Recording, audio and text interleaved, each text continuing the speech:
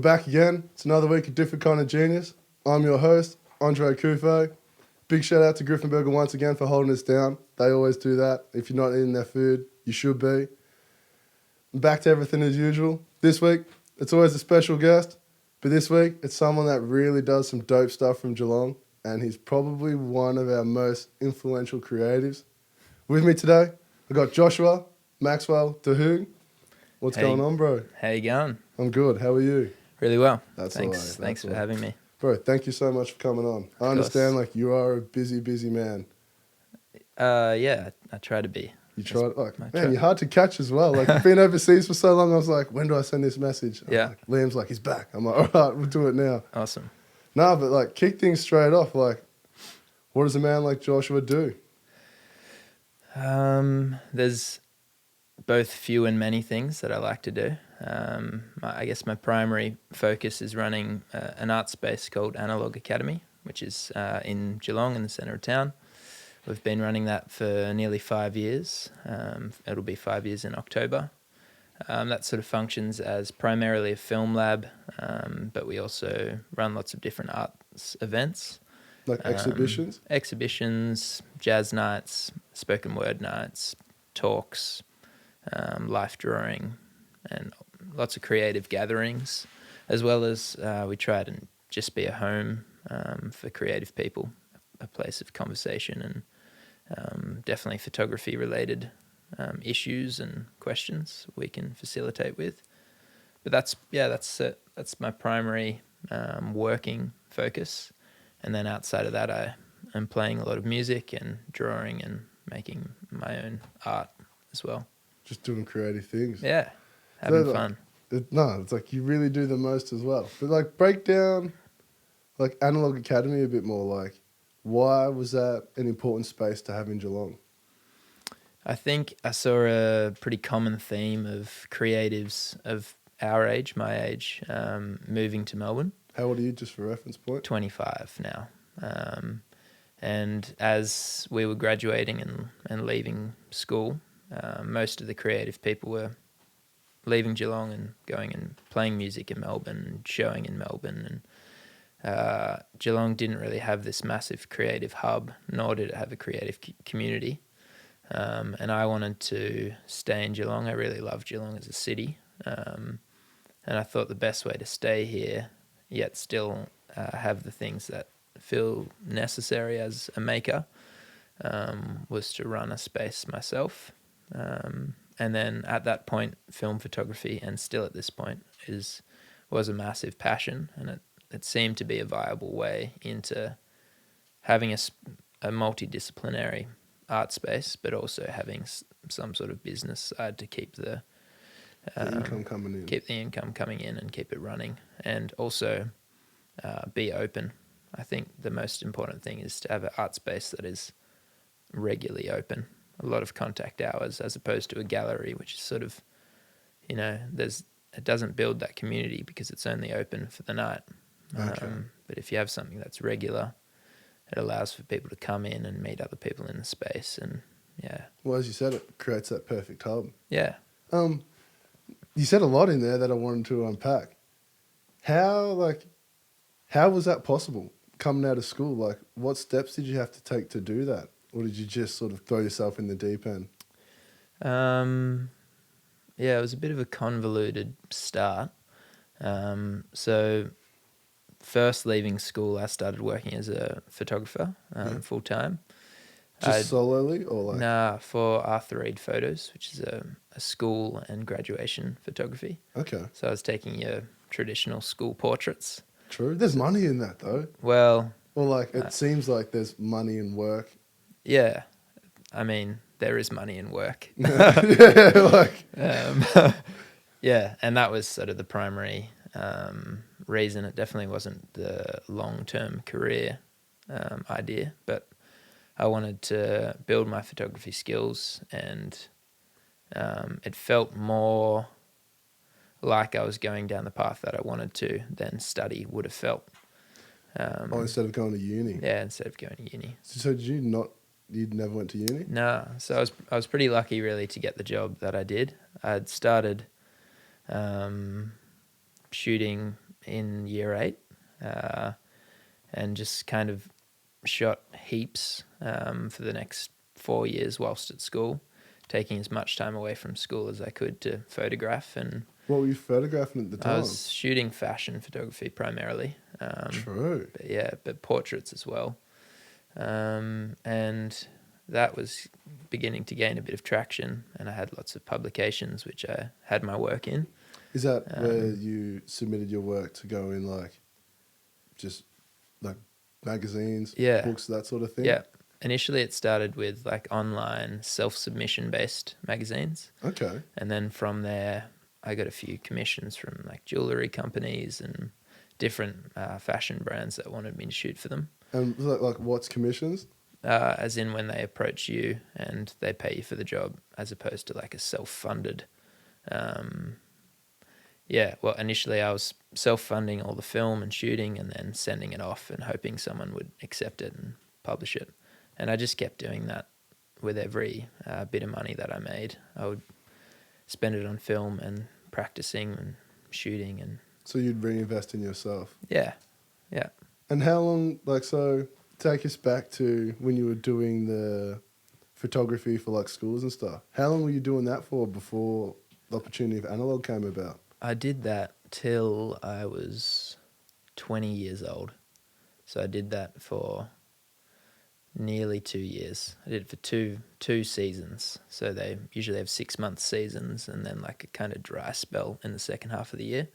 So I did 2 seasons at the start of 2 years and then had time off in the second half of the first year. And in that time I was really sort of trying to build my own photography business, and was shooting lots of stuff during then. A few weddings, but mainly portraiture and bands and fashion stuff. Yeah, which is like your world pretty much. Yeah, like, which is the now areas you've got access to. Yeah, which now is much more my sort of scene, and friendship circles are heavily integrated in that. That's dope. But initially that was a pretty hard world for me to get into, I think. Why was it hard?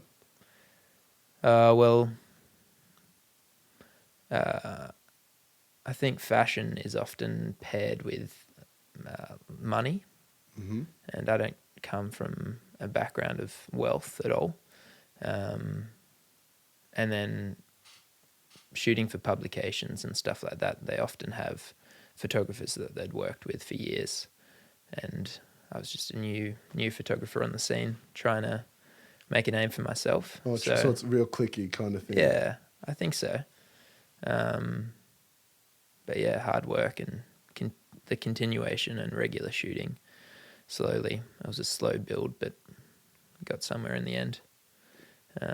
Which is like, but what was the moment where you realised where you're like, all right, I'm going to go like all the way in here and actually commit and create the space of Analogue? Yeah, well, I was, at that time, it was coming to the end of the second season, shooting for Arthur Reed.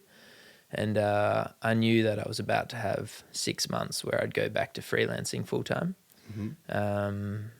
And my biggest expense in freelancing was processing my film, because I was shooting 10 to 15 rolls a week.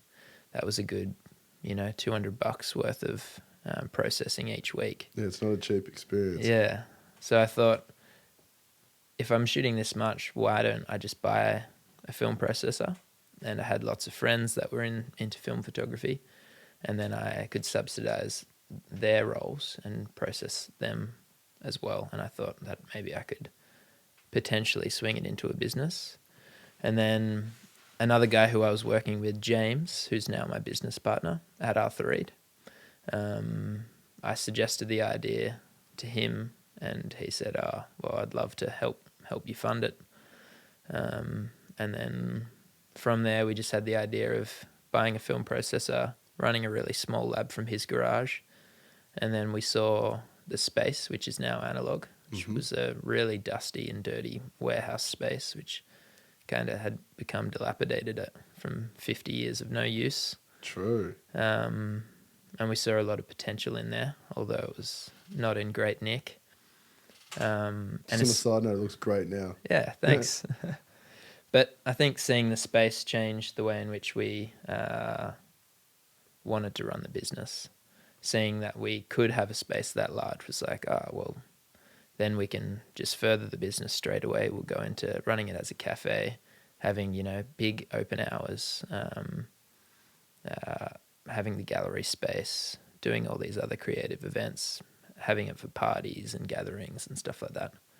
So it was more like we started with a smaller idea, and then when we found a space to host that idea, we realized we could potentially grow it into something bigger. And because I'm curious, because the business ownership side, it's a really dope part of everything.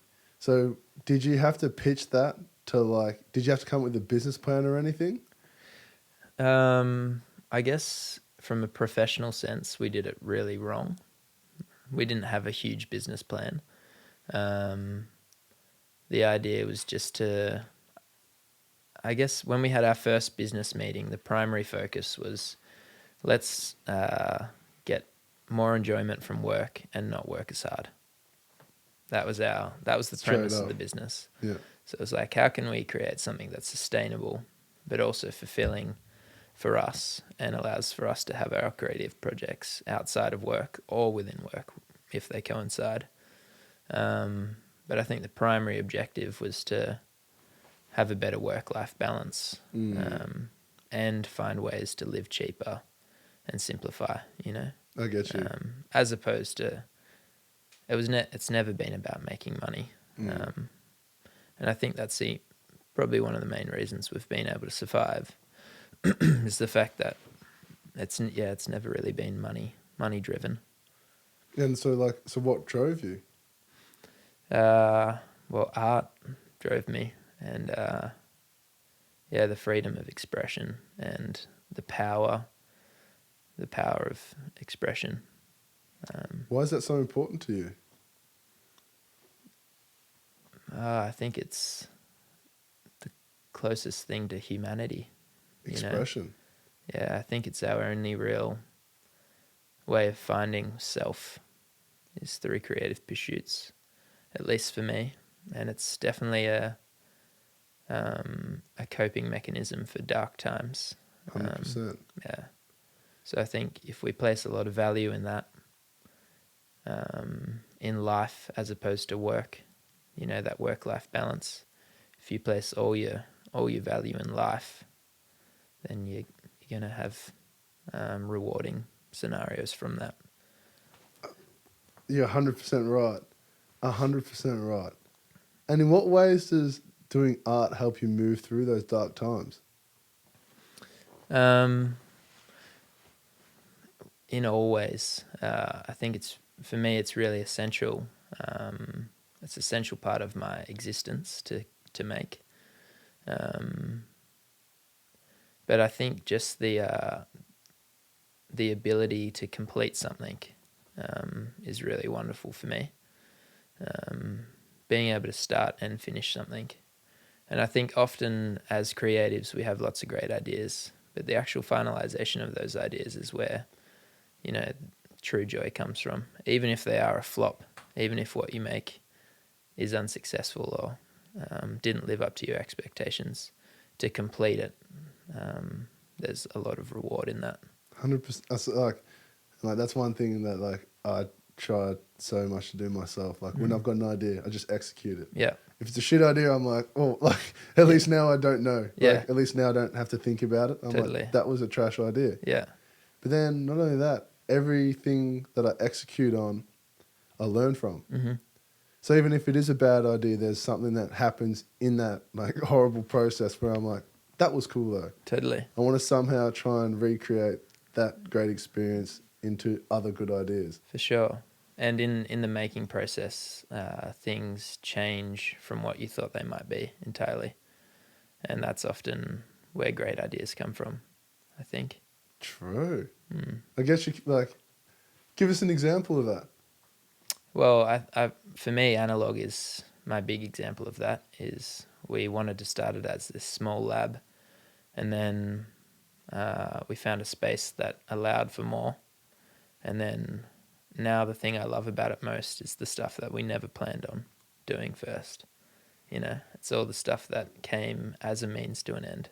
So like the shows, the Yeah, the coffee shows environment.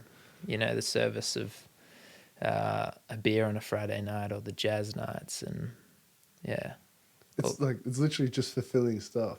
Yeah. And then like, not only that, like, you said it yourself. I can't remember if you said it off camera, but in how you created the hub in Geelong. And it's so important that people just like me, just like yourself, have these safe spaces to go to where we can go and just be ourselves. Totally. I really don't think it's not me that made the hub. The hub was created when artists gather. It's not a curated thing. It's the fact that there are so many. We're super lucky to live in a city where there's so many amazing creative people, and when they come together, amazing things happen. And yeah, for me, it's just a real honor to be privy to it. And when I can host it, yeah, I love to do that. And it's like, and it's sick too, because it's just pathways. Like, how many venues in Geelong are going to give a jazz band an opportunity? How many venues in Geelong are going to present people an opportunity to do like spoken word, like poetry kind of thing? Like, you've literally covered all the little gaps we had. Yeah. Well, And like you've done so well in doing it, and it's weird because I feel like it doesn't get the attention it deserves. thanks. like from my perspective, like there are so many people that are like, "What's Analogue?" I'm like, "What the fuck?" Yeah. Like, this is what you do. I'm like, how do you like not know about it? Yeah. And then every time someone goes there, they're like, "How did I miss that spot?" Yeah. We really love that aspect about the business, though. The fact that we've never advertised, and we never will. We really refrain from using social media as much as we can. It's pretty much out of laziness, if we're honest. True. But also out of this idea that work-life balance and creating life at work. So anything that feels like it's not organic. Like a chore sort of thing. Yeah, if it feels like a chore, it probably is. 100%. You know? Because that's why you think it feels like a chore. Yeah, exactly. You're like, this is not some shit I want to do, so Yeah. it's like, therefore it feels like a chore. Totally. Interesting question about that social media though. Do you consider that a necessary evil to everything you do? Definitely not. Definitely not. Nah. Yeah, I've sort of been trying to stay away from it as much as I can. I like lots of aspects about it, but when I think about all my greatest achievements, none of them were reliant on social media by any means. So how did you achieve those things? Because that's really interesting, because a lot of people nowadays would assume, I'm even one of those people, that if you're an artist, you kind of have to pump yourself on social media to get the attention to sell your stuff. Yeah, I think things happen in true connections happen in really obscure ways. So I've spent the last 4 months in Holland, or the western arc of Europe, drawing. Drawing? Just doing illustrations. And I had a show in Utrecht, which is just north of Amsterdam. And the way that show came about, I was sketching in a cafe whilst having a coffee, just working on my panel. I had my whole book of about 50 drawings there, and the curator of the gallery walked past, saw the drawing, and was like, "Man, I love this drawing. Like, are you from Utrecht?" And I was like, "Nah, I'm just here in Holland drawing for a few weeks." And he's like, "Is there any chance we can host you in our gallery?" So then we put on a really impromptu show at the end of the month between two shows. It was like a one-night only exhibition. But yeah, these things happen when you're public and you're vulnerable about your craft, I think. Then there's two very important words. Yeah. You've got to be in the public, not in your own little space at home. Totally. Like, and vulnerable. Yeah. Like, you need to be willing to show people, like, otherwise, because you might think it's dope, Yeah. but until you show me, it's like... Yeah, and I think also if receiving someone's work via social media is the only contact you have with it, then you're never going to really experience it at all. Break that down a little bit more. So, yeah, so rather than reading a poem on someone's Instagram, going to a spoken word night in which you hear them perform it in the way in which it's meant to be spoken, there's a big difference between that and you consuming it in the pace that you want to consume it. I think an artist's integrity lies in the way in which they deliver what they're making. And I think social media normalizes the way in which we deliver everything. So you post a photo, I post a photo, people receive them in the same way. But when we're interacting to someone, you and I would interact in very different mannerisms. And then that then is what shows our personality. So I think it's really hard as a creative to be true to yourself through these platforms. I get you completely. And then that was a bar that you just said there as well. Like, that was like spot on. But then, because we're only like posting the highlights, I guess you could say. Like, people don't see what actually, like, if I'm observing a drawing of yours, I just observe it at face value. I'm like, Josh is drawing. I'm like, sick. Yeah. I don't know how long that took. I don't know what you were feeling. Like, none of that stuff. Totally. But then you have an opportunity, like, if we're going back to the spoken word, I can read that in my head and I can read that with my, like, internal voice or whatever it is that reads. Yeah. But then if I hear it, like, being presented from the person on stage, you hear their emotions. You connect with them and how they actually feel. Like, it allows you to relate to them almost in a much more personal and connected way. Totally. Which is why I think that style of stuff is actually sick and there needs to be more of it. Yeah, for sure. Because as you said, that expression, it's part of humanity. I agree. Yeah. I mean, it is. It is humanity. But it's funny to its almost. finest point, I think. Because society makes us suppress it. It's like, what other things, like that was like a real blanket statement, so I'll explain it. Like, what other opportunities do we have to express ourselves? Like, in your work environment, like, if you're just doing like the same thing over and over again, it's like, that's great, but it's like, when do you have the opportunity to express who you really are?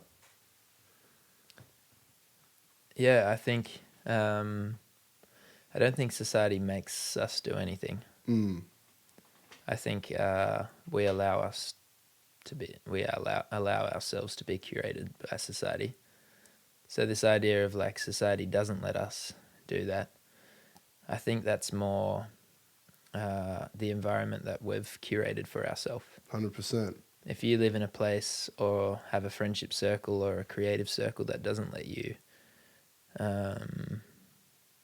express yourself in your fullest, then that's not a sign of society. It's more a sign of what limitations we've brought into our own lives. And so, like, that's, and what I was trying to say is, how do we break away from that? Because there's a lot of people that just do what they do, and they don't even, like, they want to get it out. Yeah. But it's almost like there's just nothing that they're doing for themselves to provide that opportunity. And I guess that's why I think it's dope that you're able to create spaces like yours. So if someone's just thinking about it, like, they're just doing their normal grind, doing whatever they do, but they're like, tell you what, I've always wanted to go and experience that. I've always wanted to go get, like, initial feedback from people. Like, if you stand on stage, spit some spoken word, like, you will know straight away. Like, people will fuck with you, or they'll be like, you did all right. Like, maybe better luck next time. Yeah, totally. But then the beauty in that is you've tried it. Yeah. And you're like, is this something I want to continue doing? Or the fact that I've tried it, I'm like, sick, I've tried that. Maybe I'll move in another direction. Like, comes Totally. back to, you learn something from it. Well, I think there's two ways to deal with failure as well. And I think failure is something that people are really scared of, but is integral to growth, you know? So what are the two ways of dealing with it? Well, to run or to fight. So that's fight or flight? Yeah, potentially. Yeah, I think there's somewhere in between as well where you know that you have the potential, even though you didn't execute it well. You know that there was something stopping you. And I think when you think that, deep down you think that there could be potential, then there always is. And I think you should try things that you don't feel like you have potential in as well, because sometimes they're the things that really do resonate. Interesting. And it's kind of pretty true. Like, say I can only relate that to myself. Say when I started doing this, like I'd never interviewed someone, like Yeah. I'd never done that before. Like Totally. it was just, I was like, I'll just have a conversation with people that I Yeah. know that do dope stuff. Mm-hmm. And it's, over time, I learn things. And when you really like rationalize what goes into making something like this, for example, if you're having good conversations in your everyday life, potentially you're a good conversationalist, you know? And then from there, you've got one of the most essential skills. Even if it doesn't relate perfectly to the interviewer-esque platform, you still have something that's essential to make it work. And that's enough. Just finding a way to develop yourself into, changing the way in which it's received. 100%. And that's one of the most frustrating things I find about myself anyway, is I'm a hard learner. Like I have to learn things the hard way. Yeah, okay. I'm like, you can tell me, but I'm like, until I go and do it for myself, then Yeah. I'm like, oh. Yeah. And then it's like, I'll make a mistake, and then that's when I'll listen to what you said. Yeah. Like, do you know, like if you're like, go and do this, but you're like, make sure you're prepared. Yeah. I'll just go and do it, and then after doing it, I'll be like, there's a reason Josh said, make sure I prepare, do this, Yeah. this. And it's like, that's what shapes me better for next time. Totally. And that's a great way of learning, I think. I wish that was not how I learned. I wish I could just like accept what enough. someone has said a little bit more and like. Yeah. But then that's part of growth. Like I'm slowly like adopting more of that. Like But learning that way also teaches you who to trust, you know? So say someone gives you bad advice and then you follow it and then you don't get what you want from it. Then you're in that place where you don't know why something went wrong because you followed the advice leading into something. You're like, okay, I've got to bring my hat when I go to the beach, and then your hat flies off. Terrible example. But then that becomes the worst part of that experience, you know, the one thing that you're prepared for. Whereas if you do it in your own way, and that is the thing that goes wrong, and then you prepare for it, you then know that person who gave you that information is someone whose word you can stick by. True. You know, it changes the way in which we learn and who we learn from. 100%. And I use that. It's weird. I've spoken about this once, but I call that like baking a cake. So you can bake a cake. Yeah. You can give me the recipe. Yeah. I'm like, sick. You can show me your cake. I'm like, sick. Yeah. I can take all that information for myself, Yeah. attempt to make it. Yeah. And like, I look at your cake. Your cake's like risen. My Yeah. cake's just like flat like a pancake. Yeah.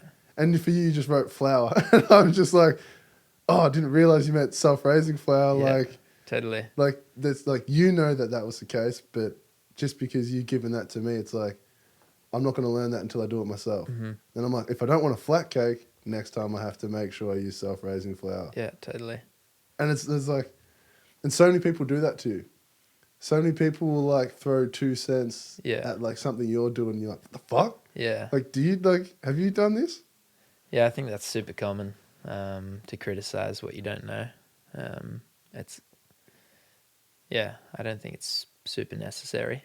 And I intend never to do that to other people because I know how bad it feels. And you know what's the weirdest thing about it? We don't invite it. Yeah. It's like you never walk around. You're like, oh, like I do. There are specific people I have in my life that I can bounce off. I'm like, okay, this seems to be going well. It's like, what doesn't work? Yeah. And I'll ask specific people, like you said, that we trust. Yeah. But then it's a different story when someone's just like, oi, that idea, you should can it, do this instead. You're Yeah. like, Thanks. because you know. Thanks for nothing. Yeah. Yeah. Totally. No, it's great to know when to resent and stay away from someone's idea. For me, that was university. This kind of like institutionalized learning to become an artist for me seemed like redundant time. And I was lucky enough to meet in my younger years lots of artists that had been to uni and finished, and most of their suggestions were like, don't waste those 4 years, just go and start doing your work now, and if you can't make it now, you can't make it after uni, you know. I guess you're 100%. And then and I can relate that to my uni experience as well. Like I did psych at uni. Yeah. Just did my fucking bachelor. Mm-hmm. Didn't go any further. Because I realised really quickly Mm-hmm. that I can get this education, which is great. And there are times where you need this education. Mm. But at the end of the day, for the field that I picked, I need to almost create my own role. Yeah.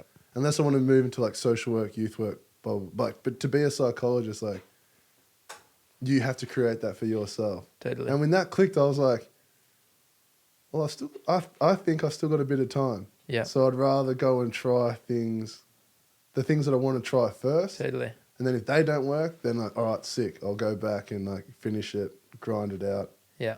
Do all that. For sure. And if they don't work, try them again before you go back. Yeah. Oh, really, really commit to something. 100%, you have to. Yeah. And I said that before as well. Uni was my plan B, Mm-hmm. but I spent too much time on it. Mm-hmm. And it took me away from what I was originally supposed to do. Mm-hmm. I'm completely thankful for that experience, though, because I think if I started what I wanted to do prior all that, Mm-hmm. I wouldn't have been ready. Yeah.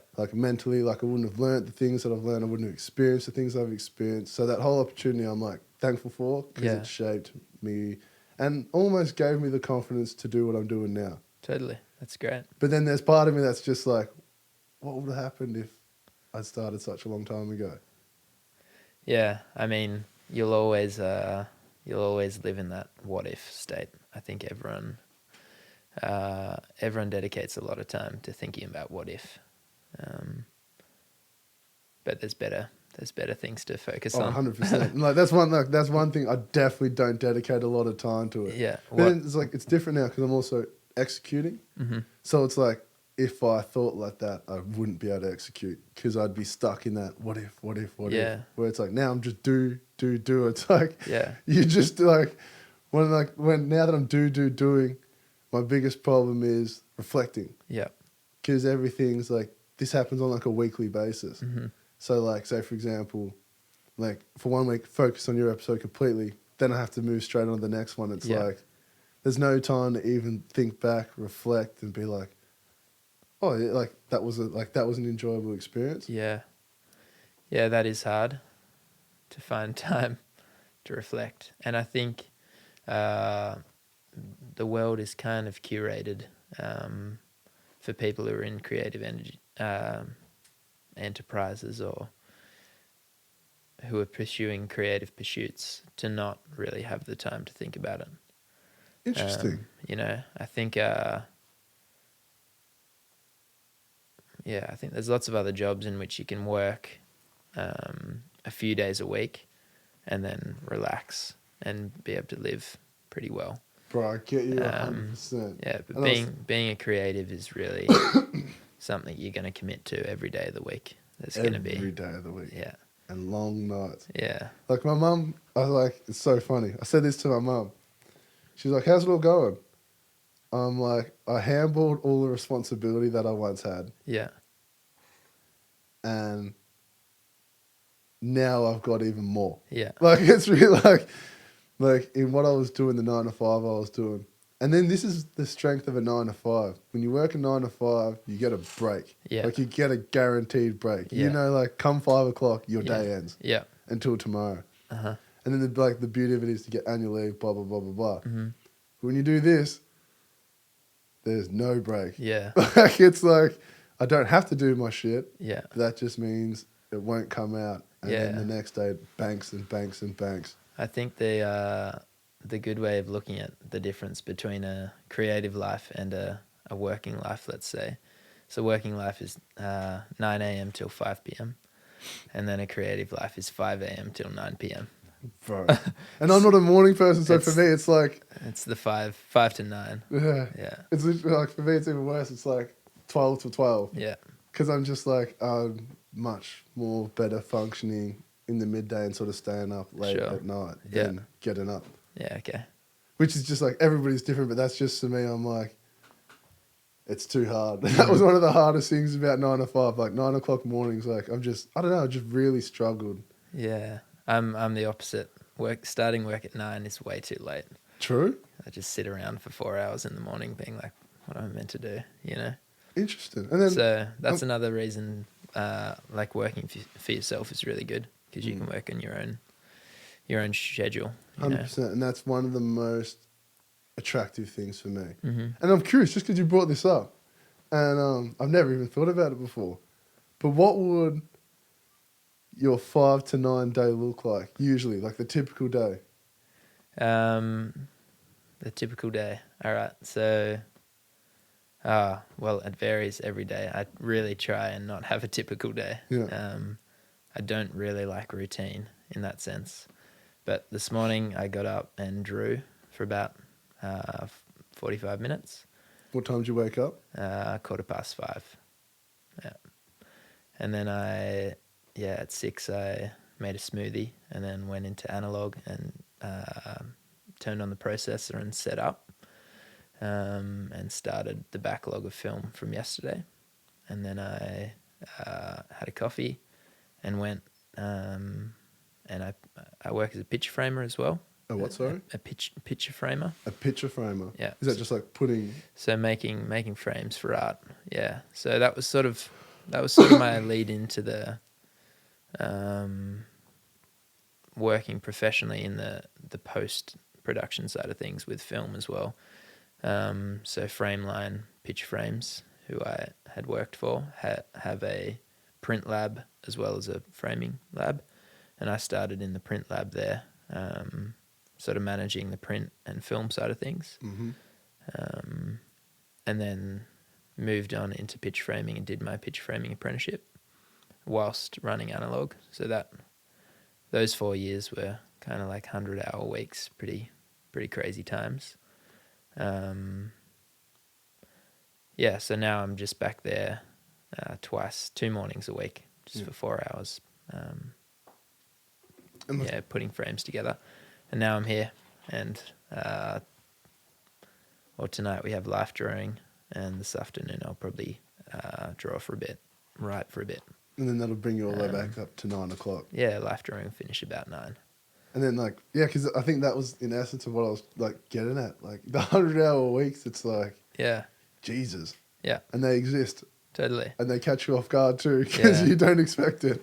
And lots of people think you sacrifice your social life, but I'm lucky. My social life kind of really revolves around work. Work for me is a really social time. So at 9 p.m. I want to go home and just hang out and be at home and make dinner, you know. Bro, you know what's so funny? You just answered like an inner conflict of mine. Yeah. Because I was like, I don't feel like I'm socialising enough. Rah. But then what I'm now doing is completely resolved around socialising. Totally. And it's almost like the downtime I want now. Because it's like you get conflicted because you're like, oh no, I want to go out and socialise and stuff. Yeah. But then like 11 o'clock comes and you're like, oh, I cannot be fucked. Yeah. Like you're like... Been hanging out all day. Yeah. Well, like hanging out with people all day, like... Yeah. One, because like I edit this, like listening to my own voice, listening to the... Like it's just like you've had enough of, like voices of conversation. Yeah, for sure. And it's just because I beat myself up over it because I thought I wasn't socialising enough. Okay. And it's not until now where I've realised like everything I do is pretty much socialising. Totally, yeah. It's just because I look at it like through a different frame rather than...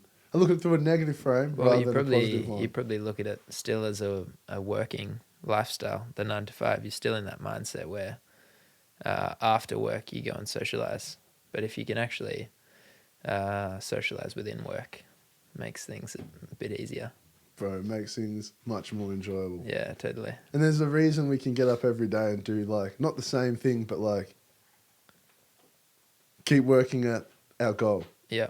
It's because there's a part of us that loves it enough where it's like things are hard. You have to really drop back and be minimal in absolutely everything you do. But it's like, at least you're enjoying it. For sure. Yeah, totally. And it's weird because it's like, for me, I almost have to remind myself of that. Mm-hmm. Like, I'm like, don't get upset because it's like you're working, not upset, but it's like, don't feel overwhelmed because you have to work every day. Mm-hmm. At least I'm working every day, doing some shit I love, Mm. rather than doing like just whatever else. Totally.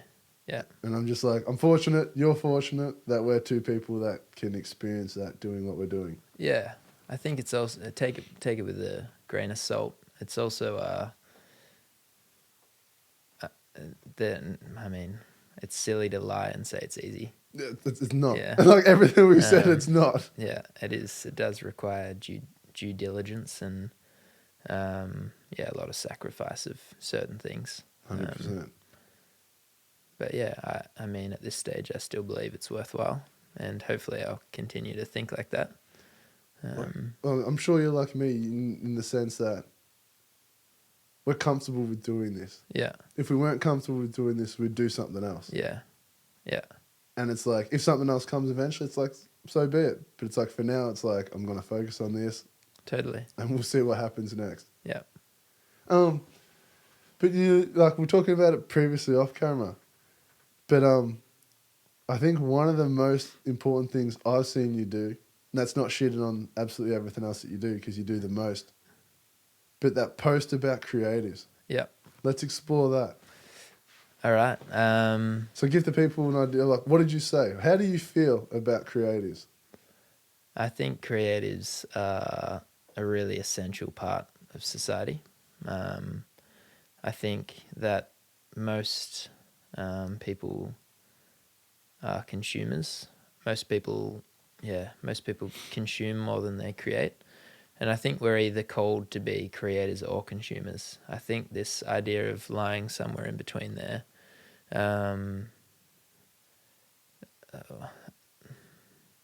I think being both a creator and a consumer makes our consuming worse and our creating worse. So I think a creator who's always diligent to making and not, taking outside influence or watching movies while they draw or whatever it might be, but being the maker of their own destiny and their own ideas and fabricating everything from self as opposed to accumulating all these different things from other people and reassembling like a collage maker, as opposed to someone with genuine and interesting ideas. I think those people are pretty misrepresented and misunderstood. Which one, sorry? The people who are creating full time, who see that there's worth in it and are diligent toward making. So in what ways do you feel like they're misunderstood? Well, in all ways. I think this idea of adding monotony to the world and then being rewarded for it is really wrong. Break that down. Like a banker lives a luxurious life as opposed to the musician who the banker listens to all day, Like, the struggling musician. Yeah. So this idea that someone can not really be inputting much value into their society, but be benefiting in really great ways from it, to me seems like a clash with ideals. If we think about creatives and what they give to us and how they are the entertainment for us at the end of the night, they provide the exhibitions that we go to, this free time that we need as humans and that we really value. But then they struggle, they really struggle to be able to do it because they're not correctly rewarded or they're not financially looked after. In what ways could we help this? Yeah, so the post followed sports culture and arts culture. And I tried to compare those two things. And I said, imagine if we were to support a creative as if they were our favorite sporting team. So each year we bought a membership, which is equivalent to, you know, buying an artwork or commissioning a drawing or something of a large scale donation toward that creator, you know, investing in the podcast or Just buying a ticket for a show. yeah, anything like that. And then we think about other ways in which we support our favorite sports teams. We go every week to see them play. So if you're this creative that you follow is playing a gig, you know, show attendance, be there, pay at the door. You know, it's really not that much to take out of your paycheck, and it makes them continue to be able to produce work. And then I made another sort of parallel between buying a jersey, a new Guernsey each year, and that's like a larger donation at one time in the year, like investing toward a band producing the album or going out of your way to do something more integral to the actual growth of something that you really value creatively. And then also this idea of support. We so often talk about the footy and like, oh, how good did the Cats play this weekend? Imagine if our conversation when we got to work was like, yeah, I went and saw this band play. They're really amazing. You should check them out.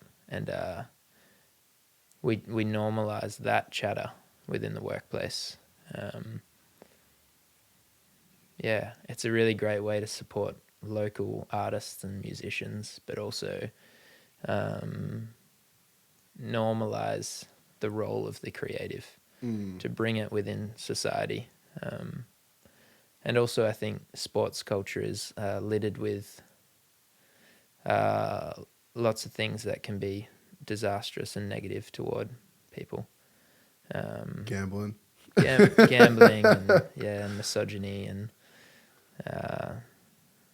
everything else. Yeah, there's a lot of gendered-based stuff, which is really, really drastic and toxic in our society, which I think most creative pursuits are aware of and lean away from. Well, we have to, because if we're trying to appeal to everyone, it's like, yeah, let's rule out a demographic. It's totally. like, we don't have that much attention to be like, yeah, cutting off certain things. It's like, nah, everybody's welcome. Yeah, and often the best work is made from minorities, which is, something that we should be aware of and we should glorify. Instead of glorifying the villain. Yeah, totally. Which we do also well. Yeah.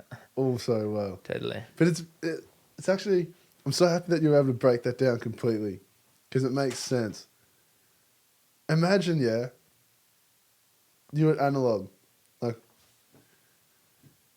Liam comes through every week and spends $10 on getting film developed. Yeah. And then one day Liam will come through and he'll be like eyeing this camera and be like, fuck it, I'm buying this camera. Yeah. Compared to every week I'll go watch my football team. Yeah. And, now it's a new year and the jersey upgraded. I got to upgrade the jersey. Yeah. It's like we're so quick to do one, but Yeah. we're not quick to do the other. Exactly. Yeah. Like Liam could be staring at that camera forever. Yeah. But in the sporting world, because it's a new year, new jersey, we're like, that's what we need. Yeah. Yeah, and I think that's because it's normalized and it's sort of catered for in people's budgets. Whereas, But that camera example's not the best because the camera's expensive, but similar price, it's like, why? I think you're about to land on it, like, why does someone allow for the budget of buying a jersey? Yeah. Or 10 beers when they can buy 9 and buy the CD at the gig, and have slightly less of a hangover in the morning. To me, it really makes sense to be like, I've budgeted this. I'm receiving an amazing night of music from this band. My first and foremost priority is to make sure that they're compensated for what they've given me. And then secondly, my own luxuries should be compensated. Rather than I'm going to go and just enjoy what these guys have spent so many hours working on without them benefiting from it at all, and then expect them to do it again for me next week. Bro, that was You know. the most honest way of thinking, and I think that's how creatives think. Mm-hmm. Like that's how like more or less coming there supporting you, Yeah. then focusing on myself. Yeah. But to everybody else, it's almost backwards. Yeah. It's like I put in the hard yards, and now I'm here just to turn up. Totally. And it's just almost like a convenience that you're here playing me music. It's like sick. Yeah. I think it's really interesting. I've found in sort of the last however long I've been within the creative realm, to look at who's bought a painting off me, for example, or who's bought a poetry book. And you see these correlations that it's all the other poets, it's all the people that don't have enough money to buy a painting that are like really, oh yeah, I'll buy this from you, man, because I respect what you do.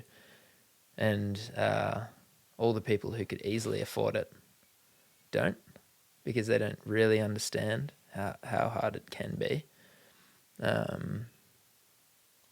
So it is interesting to see, to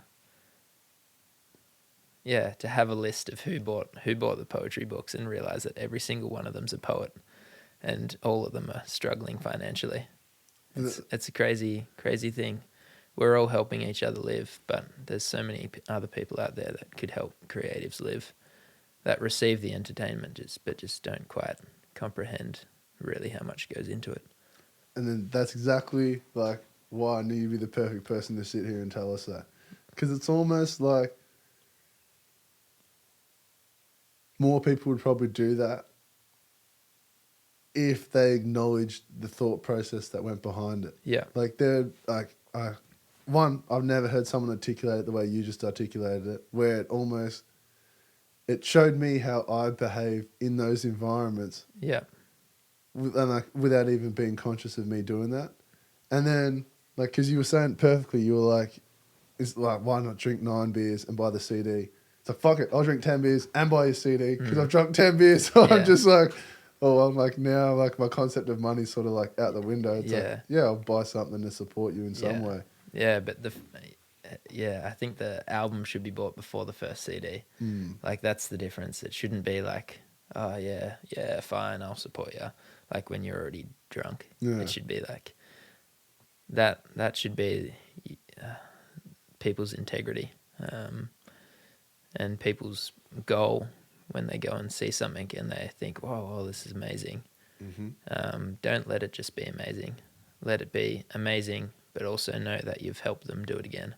100%. And then and just click to me then, I'll never forget, especially if you're like a musician, there's fuck all money in the music world with streaming. Mm-hmm. So it's like people aren't buying CDs like they used to anymore. So it's like, as even like just like a musician, it's like, where does your income come from? Yeah.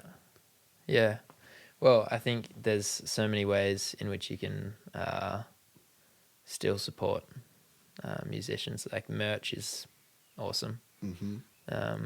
Because you're then wearing or carrying or got a bumper sticker of that band, and it creates awareness, but it's also money directly to the band. Yeah, and you're representing it. Yeah, you're repping it. It's like great. You feel that connection now almost because you're like, say if it's your merch, I'll wear it. I'm like, yeah, fuck yeah. Yeah. Josh is the homie. It's just like, that's what we're like. For sure. And then when people ask about it, you're like, yeah, this is the homie. Like, go and see what he does. Yeah, yeah. And when people look at that, they'll be like, huh. Like, if it motivated me to go buy a jumper, it's like, maybe I need to start looking at it in some way. Yeah.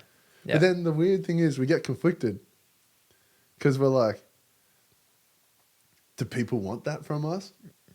Do you know what I mean? Like, what do you mean by that? Like, so, like,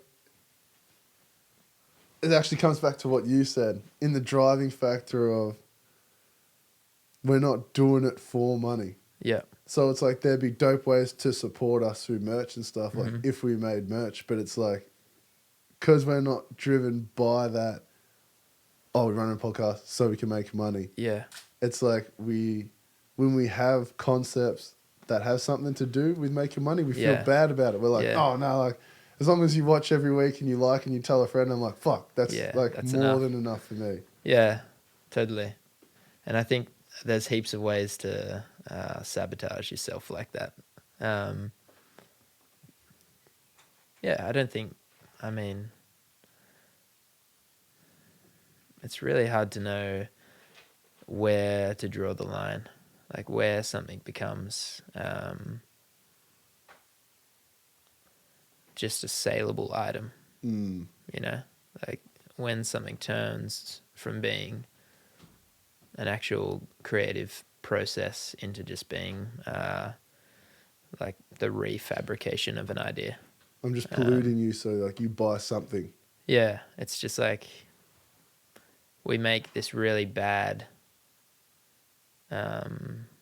garment or whatever it is, which then in turn is bad for the environment and doesn't actually represent the creator or the band in any proper way. Then I think it's completely redundant. Bro. And then But if you can create something that is honest to your goal and to your mindset and the way in which you are making, and I think almost all creators who have been making for a long enough time know where that line is for themselves. because and then that's that's one thing I'll give you credit for. You do very well of summarizing some of the stupid thoughts I have in my head. But I believe that, like, back to like the whole merch point, I think that everybody's doing it. So everybody's just getting like your basic tee, putting a box logo on it, and then they're trying to push it on people. I'm like, people have enough of that pushed on them. Like, where's the value in what you're trying to give them? And if the value lies in making sure that they wear your merch, it's like, what are you doing? As weird as that sounds. Yeah. Yeah, totally. There's so many different avenues into finding ways that make things viable and make things a continuation. For me, printed matter has been sort of my way of still being really true to myself, like with the printed poetry books. And I'm just halfway through publishing a book that I wrote throughout Europe over 3 months. And what was that book about?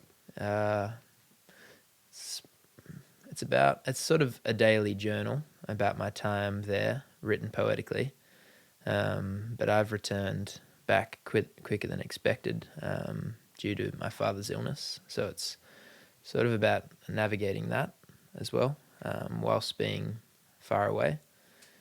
And this idea of home. What is home? What makes home? Is it location? Is it having a place to make? Or is it a connection with the land or something like that? So I've got Dutch roots, hence why I wanted to go to Holland to see whether there was some sort of intrinsic home feeling. And did you find it? nah, I realised just how much I love Geelong, which I think every time I go away, I realise how lucky I am to be here. So, and then all the best with your father, bro. Like, keep your head up. Like, yeah, no, thank you. That's just life. That's all we can do. Yeah. But, so what is home to you? Home is a place where you can be vulnerable and not be criticised. I think that for me that is the perfect summary for when I feel home. It's a place where you can be yourself and that is not only accepted but welcomed. Yeah. So it's like it's a safe, like, and then like that's what creates a safe space. yeah. It's like you can't go home and feel like, and then like have to have a guard up. Yeah. It's like when you're home, you should be just dropping everything. And you're like, I'm me. Totally. I'm flagrant as. It's like, I'm flagrant as because I'm comfortable in my own little space. It's like, it's my space. Yeah, for sure. Yeah. And Geelong very much feels like that to me. And it didn't for so long, you know. What was the changing moment? I think leaving school and trying to find connections here. So I've been in Geelong for about 10 years now. So, and I think the first 4 of those years, it was my least favorite place on earth. What was that? I just kind of went through the high school experience of not really connecting with anyone on a deeper level and not knowing where I stood, and also not really wanting to be a part of any of the communities that presented themselves to me. And then that continued after school. And then through Analogue, so many great things have grown and come about. And I think now in the last 5 years since having run the business, it's just been an upward trajectory of really finding my feet here and hopefully helping others find their feet here as well. And when I look at my my friendship circle and the circles that we dabble with and are integrated with, they're all sort of people that never really had a home, never fit into any of the cliques, weren't in sporty or weren't into any of the I guess normal trajectory of growing older. They're all creatives from different paths and different schools, and no one really knew each other first, but now it's a really tight-knit family. And it just seems to be growing bigger and bigger, and yeah, it's awesome. That's the strength of community, bro. Yeah, totally. And then, as you said, one of the most important things about being a human is expressing. Mm-hmm. But then I think something that's up there as well is that connectedness to the community. Totally, yeah. Because then, that connectedness is what allows you to express because you're comfortable. Mm. And, without being comfortable, it's yeah, you're going to just be, you're only going to give me half of Josh. Yeah, totally. Whereas if you're comfortable, it's then I'll get Joshua Maxwell de Hoog. Yeah. It's just Yeah, well, that's a whole lot to handle, probably. Yeah, but still at the same time, it's I believe there's no reason why you just shouldn't do you. Mm. And Yeah. and I understand why people don't do them, but it's yeah. Fuck it. It's just really just do you. Yeah, totally. If you wake each day and dread what you're about to do, then I think that's a sure sign that you probably shouldn't be doing it. 100%. Yeah. But I disagree that if things are hard, that they're wrong. I think there is a line somewhere there. I think so many great things come from hard times. That's the most truth. Without hardship, when do you know times are good? Yeah.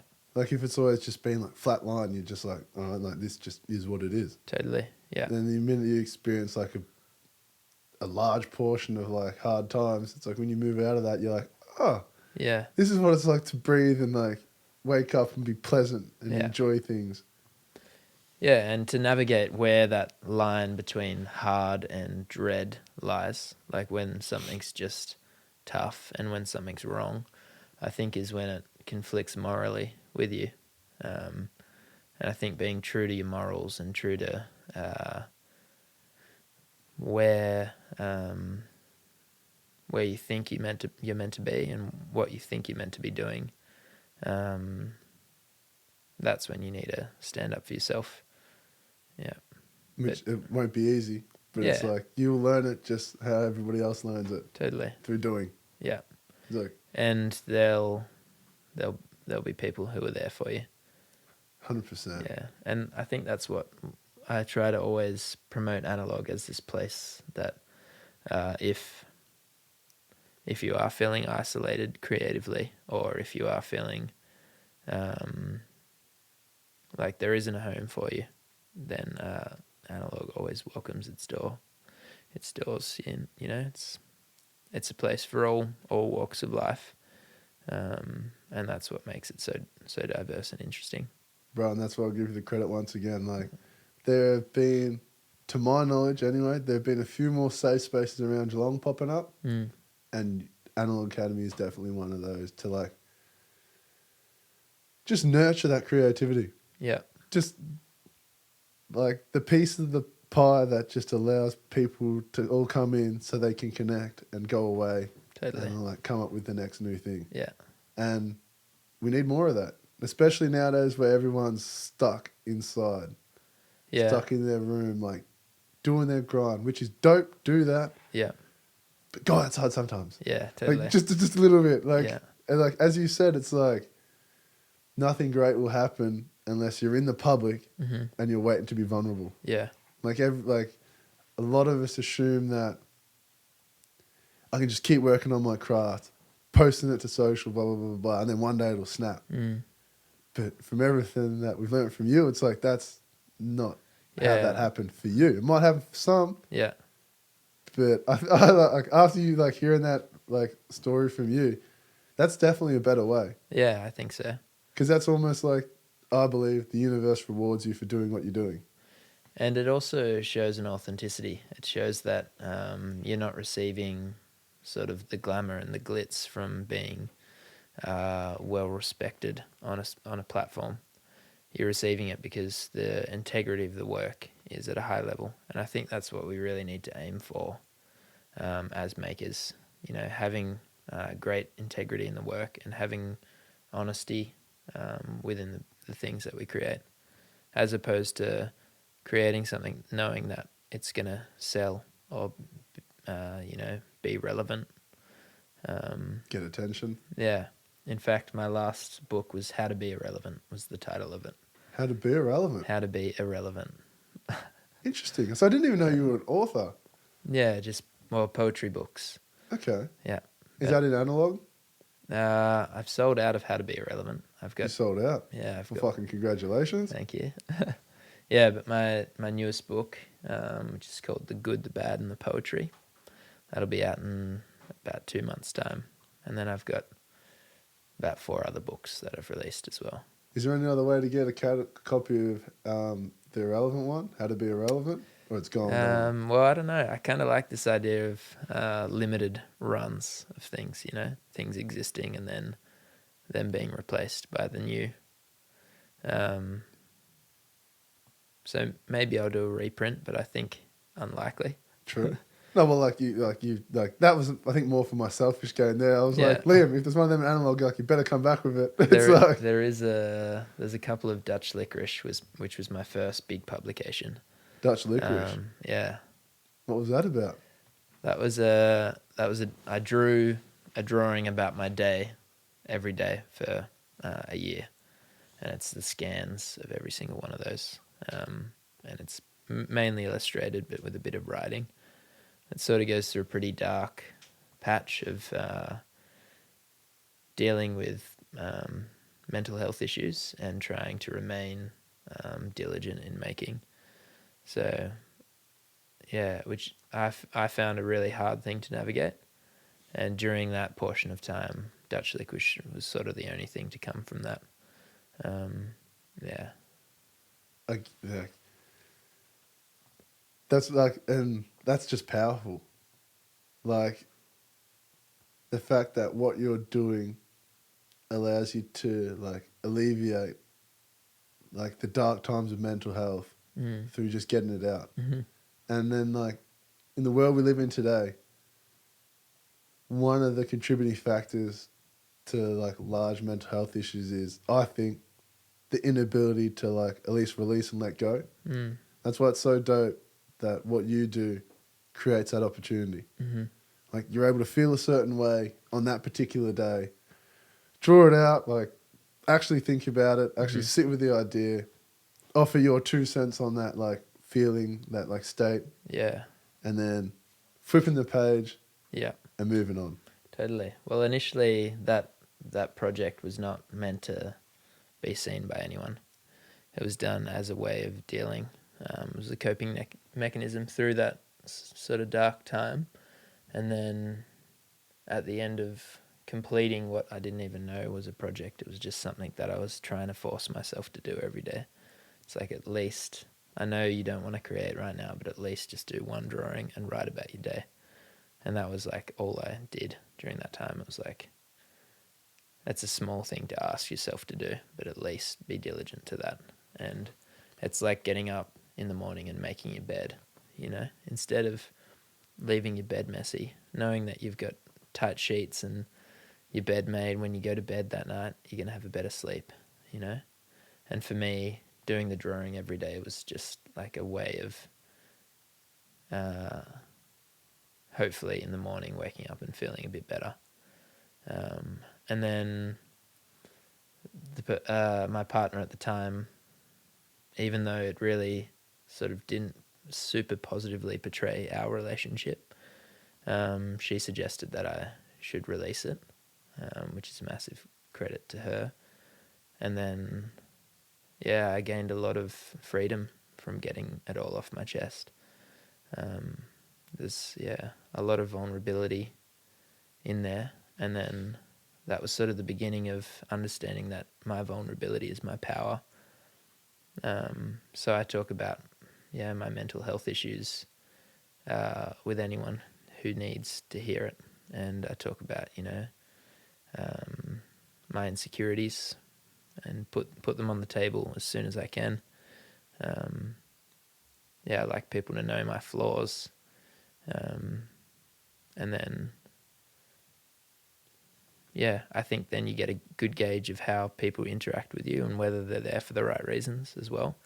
But it also allows you to be free in those flaws, you know? Because then it's like, if, like, I don't even know an example of your flaw, but say, like, if it's me and one of my flaws is, like, fucking cleaning. Yeah. But that's one of your strengths. You're like, oh, as a team, we're like, okay, I'll do all the stuff you don't like doing. You do what I don't like doing. And it's, like, the perfect way to go. Totally.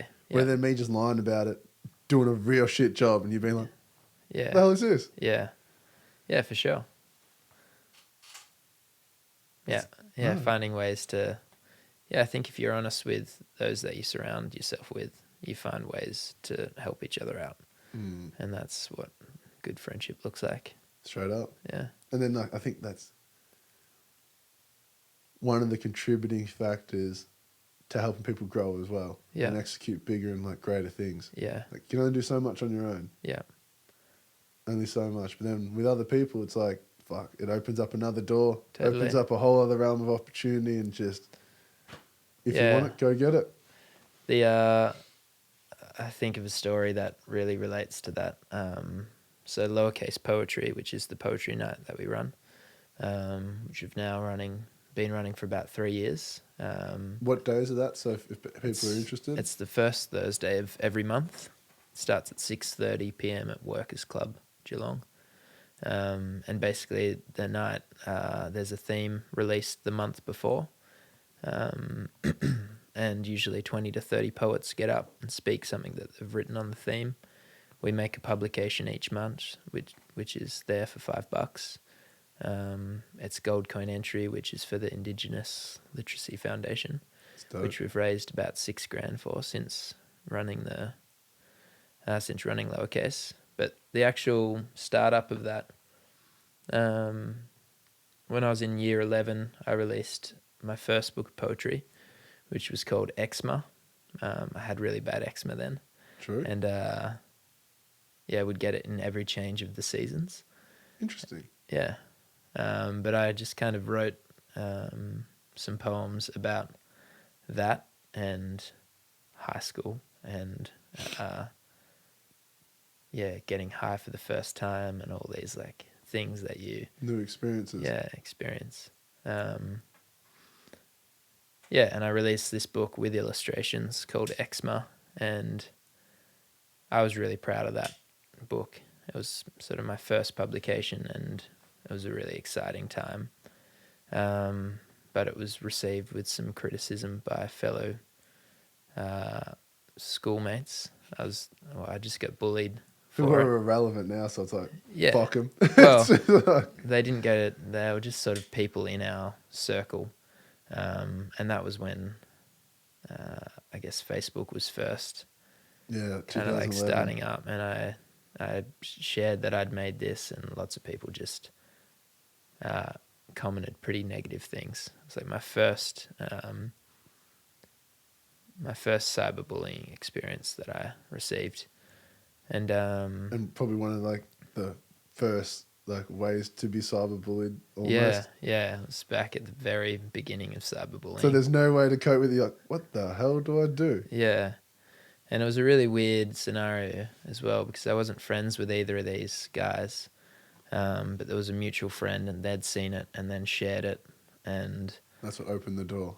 well, and then they'd just like paid it out and said, yeah. And it kind of became this really continuous thing that anything that I did, they would make fun of. Just during school? Yeah, during year 11 and 12. What caused that moment to stop? I don't really know. I don't really know whether that stopped the. I just kind of made sure I couldn't see. True. Yeah. I get See you. it. I just blocked. Which is like, that's the smartest and most rational way of dealing with that. Yeah, totally. Yeah. Yeah. Like, what am I going to do? Respond and let it irritate me and like let that ruin my day? It's Well, like, no. it really did. It ruined. Yeah, I didn't write for about 3 years. I just stopped writing. I'd been writing poetry every day from probably year 9 to year 11, and then after releasing that book and getting criticized for it, I just stopped writing completely. Yeah, it really affected me in a pretty negative way. And then I met Annie, who I now run Lowercase with, her and Yasmin. But Annie had a poetry show at Analogue. And she was chatting to me and said, "Are you interested in poetry?" And I was like, well, yeah, I used to write poetry a lot. And I released this book in year 11. And she said, I'd love to see the book. So I sent her a book in the mail. And I think she was living in Melbourne in the time, but was moving to Ocean Grove. And she came back into the shop as soon as she received the book and was like, "This is amazing poetry. I really love it." And that was my first, real positive response to poetry from a poet I really admired.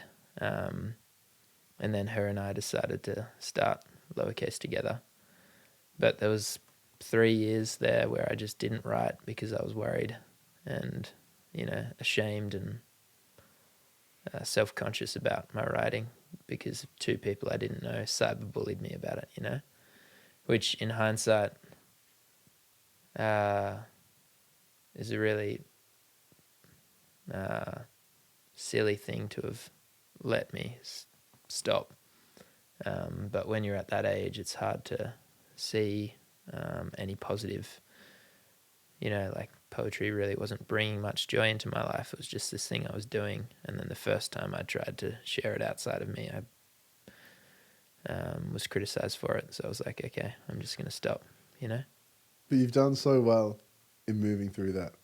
Like, at least that didn't put an absolute halt on your whole creative process. Yeah. Because that would have been so unfortunate. And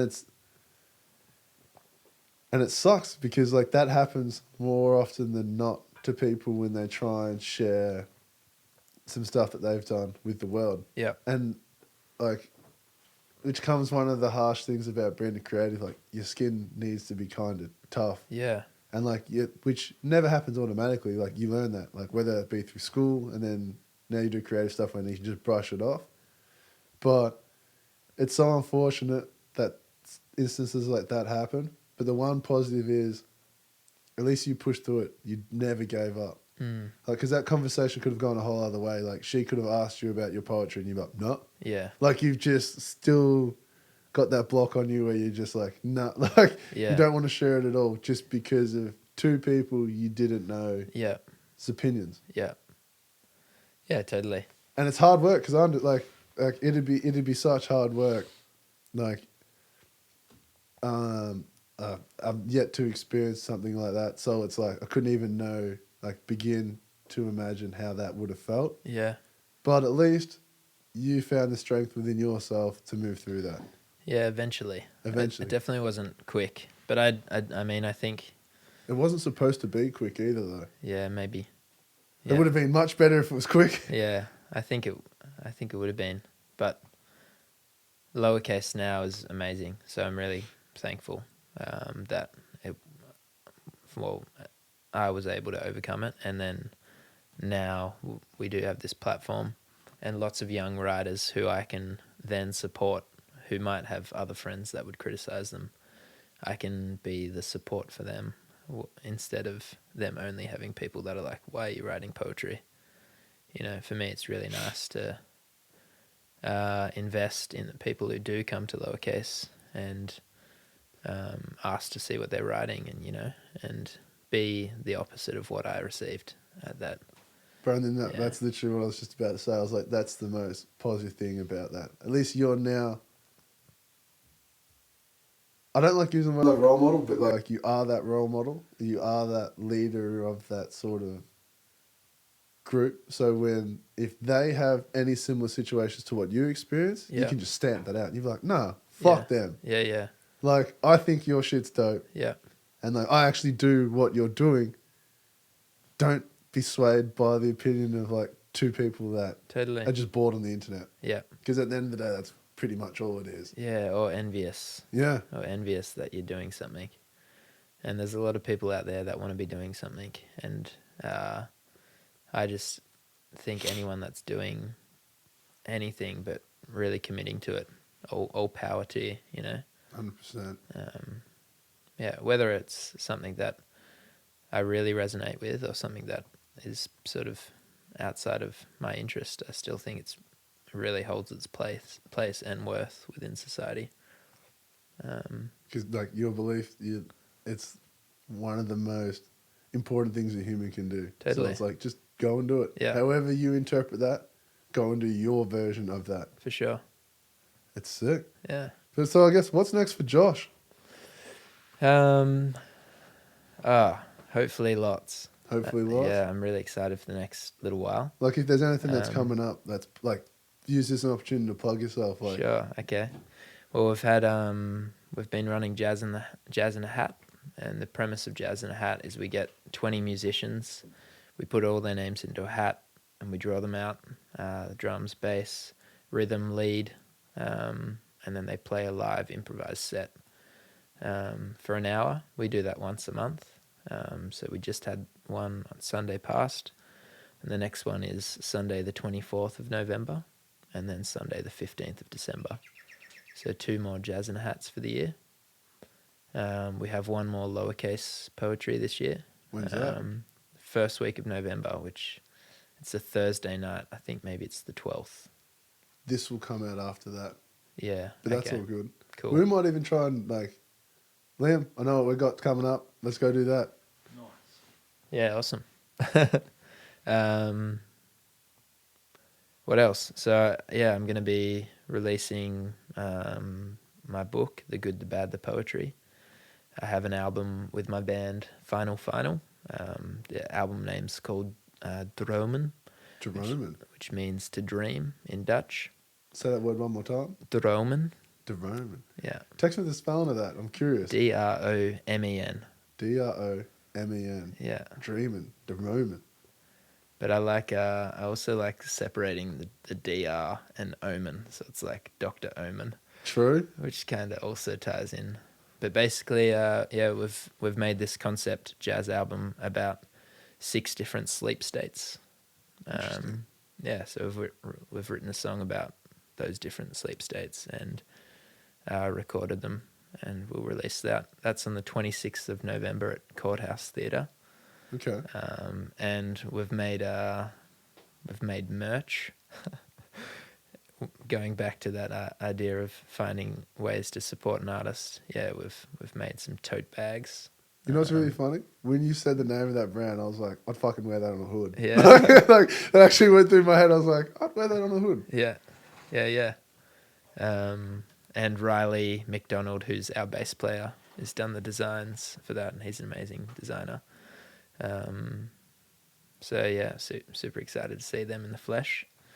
What else is coming up? Next year, we're really trying to take Lowercase to a new level, and spread Geelong writers to a wider audience. So we've got By the Meadow Festival, which we're doing a workshop at And then we're trying to get some of the Geelong writers out to regional spoken word events and sort of fund their way there. Just further grow the community. Yeah, and put Geelong on the map as this creative city. I think we've got so many poets here making really amazing work, heaps of releases that have come out. Yeah, and lots of local publications we sell at Analogue. So if you're interested in reading local poetry or seeing illustrations, we have some of the publications that I've helped work on, as well as other stuff there. Yeah, and then just keeping Geelong weird is my main. That's what I wake up each morning with that motto in my head: keep Geelong weird. It's like, how else can we challenge? Yeah, what can we do to make people think, or make people connect and meet others? But yeah, I think jazz and poetry and film are my main trajectories right now, and I'm putting a lot of energy into those three things here. I wish you all the best with them. Thanks, man. Any one of those things has a dope outcome. Yeah. So it's just like, which one? Yeah. And I'm sure you will figure all that out on your own. Yeah, all I three, hope it all hopefully. goes well. Yeah, exactly. Yeah. But I guess we're at that time of the day. Yeah. We have one question we ask everyone. Sure. Mad curious to see what you have to say. Yeah. But Josh, what's one thing you wish you were told as a youth? I think one thing I wish I knew as a youth, as opposed to were told, is don't resent your upbringing. Find the good in it and love it. Be thankful for it. Don't spend your whole life wishing you had been brought up in a different way or had different luxuries or had different freedoms. Remember what good came from it and move on from there. Yeah. It's like, that was a great answer. I've never heard any bad answers, but it's like, if you think like that, that bursts the start of many thoughts that you don't want. Yeah. That you don't want.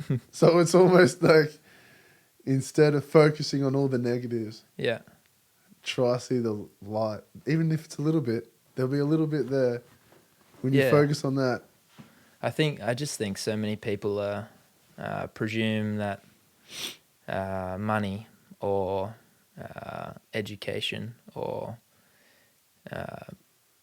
cool clothes or a nice car or whatever it might be, anything you've been granted, that life has granted you, I think people place a lot of importance and think that that's the only way to achieve things. Like, you can only start a business if you've got money. You can only have influence if you've got power. All those things are completely wrong. Yeah. Start today and see what you do have and what you can offer, and then offer that, and great things will come from it. Not like, start today and figure it out tomorrow. It's just like, totally. I've started, I'll go home, I'll think about it, I'll be like, yeah, tomorrow I'm not doing that again. Yeah. Like, I'm going to do this and this differently. Awesome. No, that's sick. Yeah. Like, Josh, I couldn't thank you anymore for coming. Thanks so much for having me. Yeah. Tell the people where they can find you. I'll be staying in Geelong for a long time. Like, shout out the Instagrams or anything like that if you want people to contact you. Yeah. Or like whatever you use. I know you don't really use it, so it's like whatever existed. you use. Yeah, my full name's Joshua Maxwell de Hoog. I've got a website, which is myname.com. Facebook is that. The three sort of major projects right now are Analogue Academy, Lowercase Poetry, and Final, which is the band, the poetry night, and the cafe. We also run Jazz in a Hat. I play in a band called Pork Belmont. So if you hear of any of those names, you're bound to see me. And they'll be popping up all around you. So it's like, hopefully, yeah. That's sweet. Anything else you want to share with the people? Nah, thanks. Yeah, thanks for having me. And Right. I think, one thing is, don't forget how lucky we are to live in this awesome city. And yeah, let's try and make Geelong as crazy and wonderful as we can. That's all we can do, bro. Yeah, for sure. And it's up to people like us to do that. Yeah. So it's like, keep doing it, brother. We'll keep supporting like you everything. And now Thanks, I didn't even man. realize you wrote books. So it's like next time we're in Analogue, we're gonna have to get a book, chuck it up here. Cool. And then like there's already so much else that we've spoken about. Yeah. It's like we got to do it. For sure. But I guess that's it for Different Kind of Genius this week. Thank you all so much for listening. Big shout outs to Josh once again for pulling up. Yeah, if you're interested at all in any of the stuff he does, go support it. That's what we have to do. We're all from Geelong. Go support each other. Yeah, that's it. Stay safe. Peace out. One love. Liam, you know what to do. Wrap that shit up. Josh, thank you so much, Thanks, my brother. I really